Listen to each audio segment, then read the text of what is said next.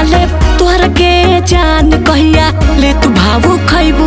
हाय लाले लाले लाले ओठ लाले जान मारे दिलवा के बारे अब चैन कहाँ रे। प्यार में तोहरा दीवाना भैनी नाम तोहर सीना पर लिखवैनी।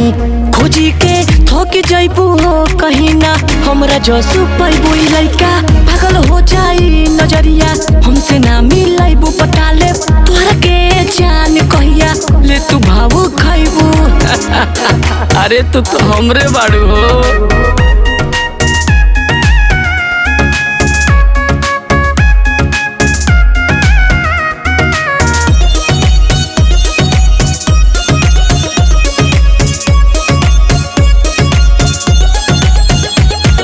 चढ़ल बा तोहरो जवानी बहिया में आजा रानी, बहिया में आजा रानी, आजा रानी, आजा रानी। चढ़ल बा तोहरो जवानी बहिया में आजा रानी। प्यार तनी हमसे कल दिल सीना में धल सबसे जुदा तू तो बाड़ुए हसीना तुहरा के देखी दिल भइल कमीना। सबसे जुदा तू तो बाड़ुए हसीना तुहरा के देखी दिल भइल कमीना।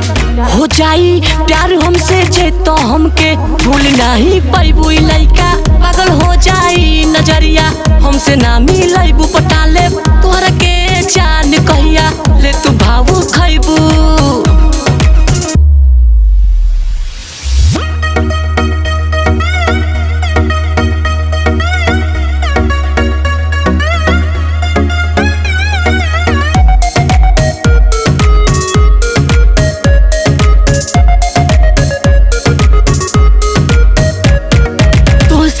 भिड़ाई बुटाका तू बाड़ू मालू पटाका, बाड़ू मालू पटाका, मालू पटाका, मालू पटाका। मोसे भिड़ाई बुटाका तू बाड़ू मालू पटाका। गलिया चूमे कन बलिया बिगड़े नीलस के हलिया। अभिषेक अंजन राजा सुनील उनके ला मारे गईनी मिल।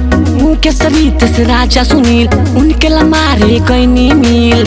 एक दिन बन के दुल्हन तू हमरा घरे आईबू लइका पागल हो जाई नजरिया हमसे ना मिलैबू पटाले तोहरा के जान कहिया ले तू भावो खैबू।